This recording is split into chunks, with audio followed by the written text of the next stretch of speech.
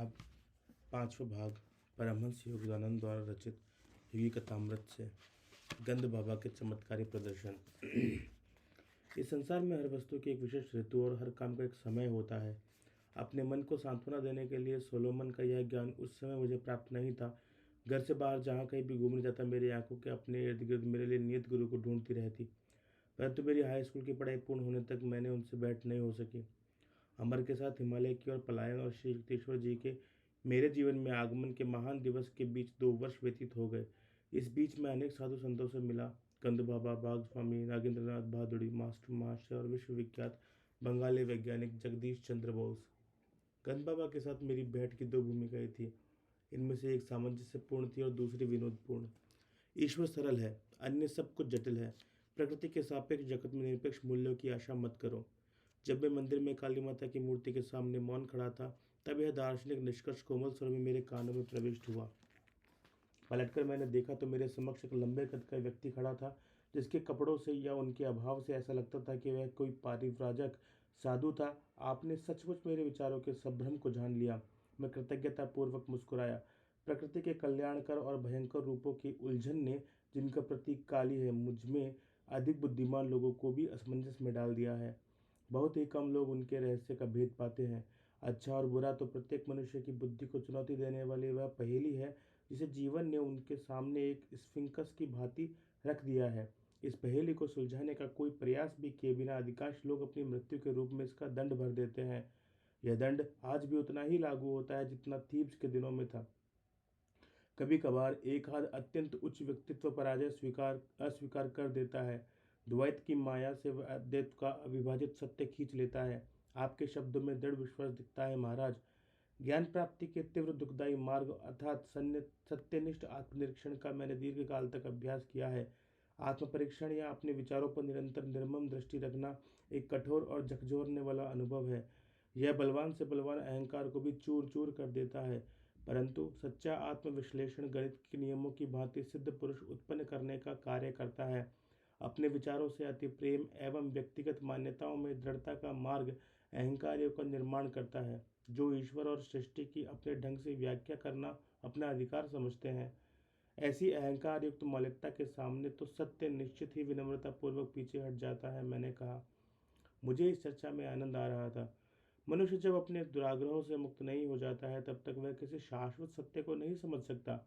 शताब्दियों से जमा हो रहे कीचड़ में सना मानवीय मन असंख्य सांसारिक माया भ्रमों से व्याप्त घृणाजनक जीवन से भरपूर है। जब मनुष्य पहली बार अपने अंतः शत्रुओं का विरोध करता है, तब युद्ध क्षेत्र में भी भीषण लड़ाई भी फीकी पड़ जाती है। यह कोई साधारण मरने वाला शत्रु नहीं है, जिस सुसज्जित सेनाओं की सहायता से काबू में किया जा सके। विषाक्त प्राणघातक अस्त्रों से सुसज्जित यह सर्वव्यापी अविराम कार्य करने वाले अंध वासनाओं के सिपाही मनुष्य का नींद में भी पीछा करते हुए हम सबको धराशायी कर देने का अवसर खोजते रहते हैं। वह मनुष्य विचारहीन है जो सर्व सामान्य नियति के आगे आत्मसमर्पण कर अपने आदर्शों का गला घोट देता है। क्या उसे नपुंसक, निष्प्राण, मानव जाति पर कलंक के अतिरिक्त और कुछ कहा जा सकता है? पूज्यवर, क्या विभ्रांत किम कर्तव्य विमूढ़ जनसाधारण के लिए आपके मन में कोई सहानुभूति नहीं है? साधु महाराज पल भर के लिए चुप रहे, फिर सीधा उत्तर देना टालकर बोले, अदृश्य ईश्वर जो सारे सद्गुणों का भंडार है और दृश्यमान मनुष्य जिसमें प्राय एक भी सद्गुण नजर नहीं आता, इन दोनों में से एक साथ प्रेम करना प्राय व्यक्ति को चकरा देता है। परंतु विलक्षण बुद्धि का सामर्थ्य भी कम नहीं होता। अंतःकरण का शोध शीघ्र ही सब लोगों के मन की एकता को उजागर कर देता है, जो है स्वार्थी उद्देश्य की समानता। कम से कम एक इस अर्थ में मानव की विश्व बंधुता का परिचय मिलता है। अहंकार को पूर्णतः पछाड़ देने वाला यह समानता का आविष्कार मनुष्य के मन को भयचकित विनम्रता उत्पन्न करता है। यह विनम्रता विकसित होते होते अपने उन जाति बांधवों के प्रति सहानुभूति में परिवर्तित हो जाती है जो आत्मा के निरामय कारणीय शक्तियों के अनुसंधान की ओर कोई ध्यान नहीं देते। महाराज, सब युगों के संत आपके समान जगत के दुखों से व्याकुल हुए हैं। केवल तुच्छ व्यक्ति ही दूसरों के जीवन के दुखों के प्रति संवेदनशीलता खो बैठता है, क्योंकि वह अपने संकीर्ण दुखों में डूबा रहता है। साधु का अवरूप काफी सौम्य हो गया था। जो किसी डॉक्टर द्वारा की जाने वाली चीरफाड़ की भांति अपने विचारों को चीरफाड़ कर मैन का गहरा परीक्षण करेगा, वह अपने भीतर सबके लिए दया विकसित होती दिखेगा। तब उसे अहंकार के नित्य कोलाहलकारी मांगों से मुक्ति मिल जाएगी। ऐसी ही मनोभूमि पर ईश्वर का प्रेम खिलता है। तब वह जीव अपने सृष्टा की ओर मुड़ता है, किसी और बात के लिए नहीं तो केवल अपनी व्यथा की तड़प में यह पूछने के लिए, क्यों प्रभु क्यों। दुख के मानवमर्दकारी कोड़े खा खाकर मनुष्य अंततः उस विधाता के समक्ष पहुंच ही जाता है, जिसका सौंदर्य मात्र ही मनुष्य को अपनी ओर आकृष्ट करने के लिए पर्याप्त है। उक्त साधु और मैं कोलकाता के कालीघाट मंदिर में वार्तालाप कर रहे थे, जहां मैं उस मंदिर की विख्यात सौंदर्य एवं भव्यता देखने गया था। मंदिर की अलंकारिक शोभा की ओर हाथ से इशारा करते हुए उस सारे वैभव को साधु ने निष्प्रयोज्य ठहराया। ईंटें और गारा हमें कोई श्रवणीय सुर नहीं सुना सकते, केवल अंतर से उठने वाली आवाज से ही हृदय के कपाट खुलते हैं। मन को आकृष्ट करने वाली धूप का आनंद लेने के लिए हम प्रवेश द्वार की ओर गए, जहाँ भक्तों के झुंड का आवागमन चल रहा था। तुम अभी युवा हो, साधु महाराज कुछ तो सोचते हुए मेरी ओर देख रहे थे। भारत भी युवा है। प्राचीन ऋषियों ने आध्यात्मिक जीवन शैली के अमिट आदर्श स्थापित किए थे। उनके महान उपदेश आज के समय और देश के लिए पर्याप्त है। उनके अनुशासन नियम न तो आज के लोकाचार के विरुद्ध है, न ही ऐसे हैं कि भौतिकवाद की धूर्तता को भी कृत्रिम लगे। इसलिए आज भी भारत पर उनकी पकड़ मजबूत है। लज्जित पंडितगण जिनके काल का हिसाब लगा सकते हैं, उससे भी कहीं अधिक काल से सहस्त्राब्द शब्दियों से संशयशील समय ने वेदों की योग्यता की पुष्टि की है। इन्हें अपनी विरासत के रूप में ग्रहण करो। जब मैं इस वाक्पटु साधु के सविनय विदा ले रहा था, तब उन्होंने एक अतीन्द्रिय अनुभूति मुझे बताई। यहाँ से जाने के बाद तुम्हें आज असाधारण अनुभव होगा। मंदिर के अहाते से बाहर निकलकर मैं निरुद्देश्य यूं ही चलने लगा। मुड़कर दूसरे एक रास्ते पर बढ़ा ही तक एक पुराने परिचित से भेंट हो गई। ये महाशय उन महाभागों में से एक थे, जिनकी संभाषण शक्ति समय की ओर कोई ध्यान न देते हुए अनंत काल का आलिंगन करती है। उसने वचन दिया कि मैं तुम्हें जल्दी ही छोड़ दूंगा, यदि तुम मुझे वह सब बता दो जो हमारे बिछड़ने के बाद के वर्षों में घटा है। परस्पर विरोधी बातें, अब तो मुझे जाना ही पड़ेगा। परंतु उसने मेरा हाथ पकड़ लिया और थोड़ा थोड़ा करके मुझसे जानकारी लेने लगा। ये भूखे भेड़िए से कम नहीं है। मैंने कौतुक से मन ही मन सोचा। जिसका जितना अधिक मैं बताता जाता था, उतना ही अधिक समाचार जानने की उसकी भूख बढ़ती जाती थी। मन ही मन में जल्दी छुटकारा पाने का कोई उपाय करके प्रार्थना माँ काली से करने लगा। अचानक वह मुझे छोड़कर जाने लगा। मैंने ठंडी सांस ली और उसे वाचालता का ज्वर फिर कहीं चढ़ न आए, इस भय से दुगनी गति से चलने लगा। अपने पीछे द्रुत गति की पदचाप सुनकर मैंने गति और बढ़ा दी। मुड़कर पीछे देखने का साहस मुझसे नहीं हुआ, परंतु एक छलांग लगाकर वह मेरे हाथ साथ हो लिया और आनंद से उसने मेरा कंधा पकड़ लिया। मैं तुम्हें गंद बाबा के बारे में बताना तो भूल ही गया। वे उस सामने वाले मकान में रहते हैं। कुछ ही गज की दूरी पर स्थित एक मकान की ओर उसने इशारा किया। उनसे अवश्य मिलो, वे बड़े ही दिलचस्प हैं। तुम्हें कोई असाधारण अनुभव हो सकता है। अच्छा, चलता हूँ। और वह सचमुच चला गया। कालीघाट मंदिर में लगभग इन्हीं शब्दों में साधु द्वारा की गई भविष्यवाणी मेरे मस्तिष्क में कौंध उठी। कौतूहलवश मैं उस मकान के अंदर गया तो मुझे एक प्रशस्त दालान में ले जाया गया। वहाँ एक मोटे नारंगी रंग के गलीचे पर काफी लोग इधर उधर बैठे हुए थे, जैसे साधारणतया भारत में बैठते हैं।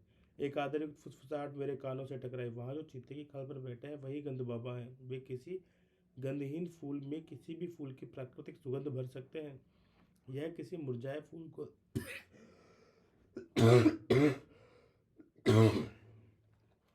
फिर से ताजा कर सकते हैं, या किसी मनुष्य की त्वचा से मनोरम सुगंध निकाल सकते हैं। मैंने सीधे उस संत की ओर देखा। उनकी दृष्टि उस समय मुझ पर स्थिर हुई। वे कृष्णवर्ण और स्थूलकाय थे। उनके चेहरे पर दाढ़ी थी और आंखें बड़ी बड़ी और तेजस्वी थी। बेटा, तुम्हें देखकर मैं प्रसन्न हुआ। बोलो, तुम्हें क्या चाहिए? कोई सुगंध चाहिए? किस लिए? मुझे उनकी बातें बचकानी सी लगी। चमत्कारपूर्ण ढंग से सुगंध का आनंद लेने के लिए, सुगंध बनाने के लिए भगवान का उपयोग, तो उसमें क्या है? भगवान वैसे भी सुगंध तो बनाते ही हैं।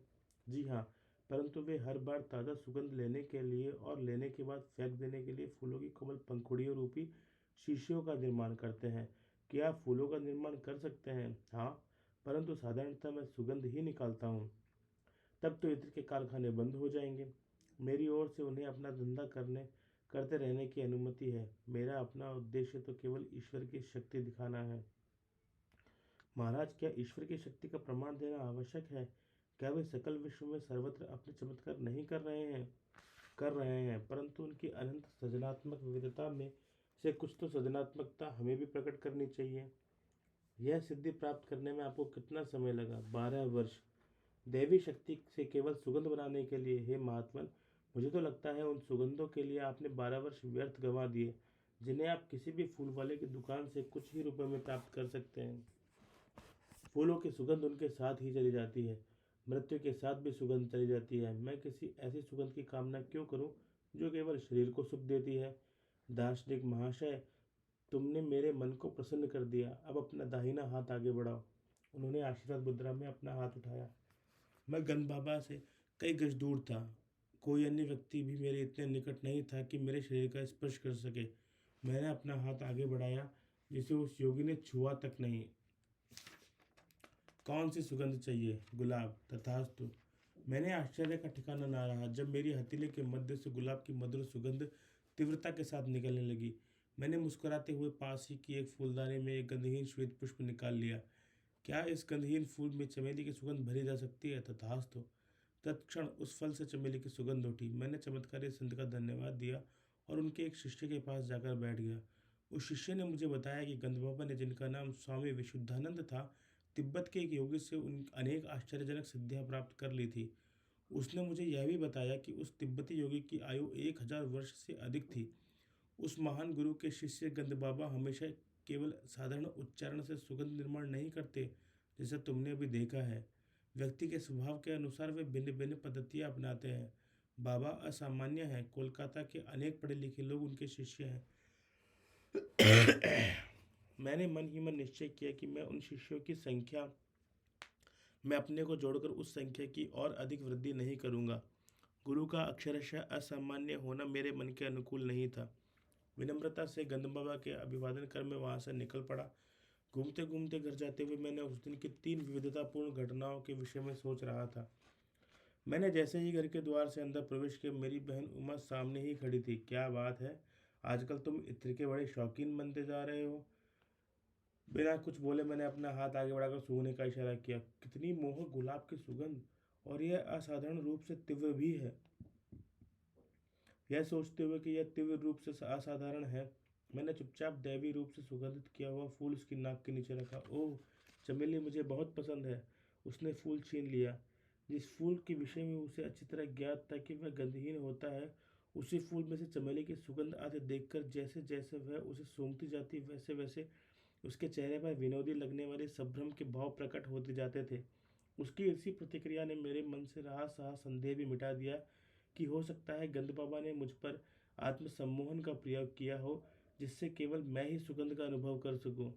बाद में मुझे अपने एक मित्र अलंकानंद से पता चला कि गंध बाबा के पास ऐसी शक्ति भी थी, जो यदि संसार के करोड़ों क्षुधा पीड़ितों के पास होती तो उनकी समस्या हल हो जाती। बर्धमान में गंध बाबा के घर में उस समय सैकड़ों लोगों ने, मैं भी उपस्थित था। अलंकानंद ने मुझे बताया, एक उत्सव था। योगी वर की ख्याति थी कि वे शून्य में से कुछ भी उत्पन्न कर सकते हैं। इसलिए मैंने हंसते हुए उनसे संतरे उत्पन्न करने का अनुरोध किया। वह संतरों का मौसम नहीं था। तत्क्षण ही केले के पत्तों पर जो पूरियां परोसी गई थी, वे सब फूल उठी।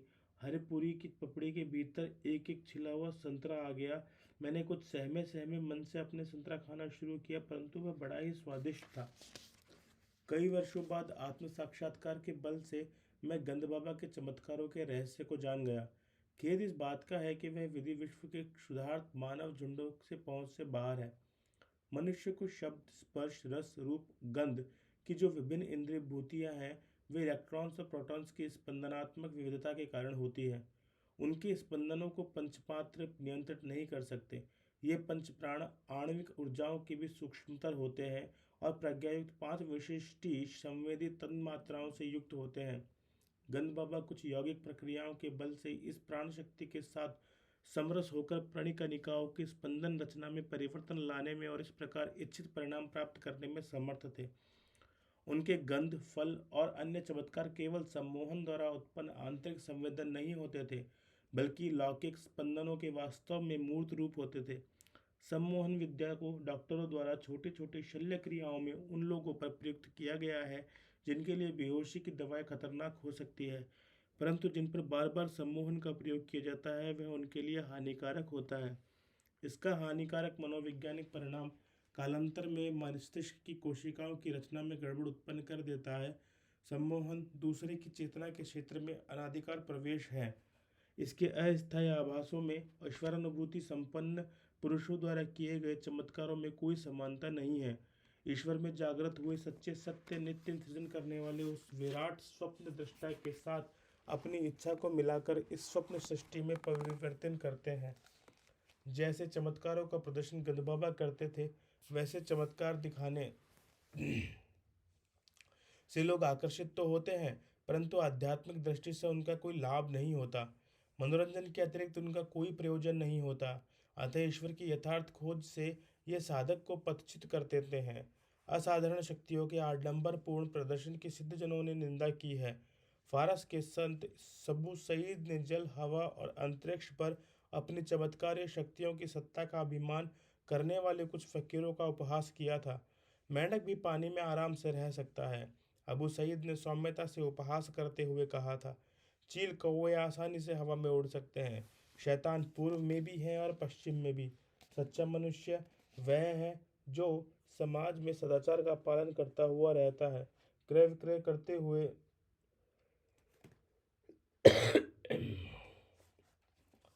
क्रय विक्रय करते हुए भी एक क्षण के लिए ईश्वर को नहीं बुलाता है। एक अन्य अवसर पर इस महान फारसी संत ने धार्मिक जीवन के विषय में अपना मत इस प्रकार व्यक्त किया था। अपने दिमाग में जो कुछ है उसे निकाल देना, हाथ में जो कुछ है उसका मुक्त रूप से दान करना, आपत्तियों के आघात से कभी भी विचलित न होना, न तो काली घाट के निष्प्रह परमात्मा महात्मा और न तिब्बत से प्रशिक्षित योगी ही मेरी गुरु प्राप्ति की तीव्र इच्छा को संतुष्ट कर सके। किसी का आध्यात्मिक स्तर पहचानने में मेरे हृदय को शिक्षित करने की आवश्यकता नहीं थी। जब भी मैं किसी सचमुच उदात्त व्यक्तित्व का सामना होता, तब मेरा हृदय धन धान्य धन्य धन्य कर उठता। यह धन्य धन्य और भी गूंजने वाली होती, क्योंकि यह कभी कभार ही और वह भी अंतरतम गहराई से उठती। अंततः जब अपने गुरु से मेरा साक्षात्कार हुआ, तब उन्होंने केवल उदाहरण की अच्युतता के द्वारा ही मुझे सच्चे पुरुष का परिणाम सिखाया।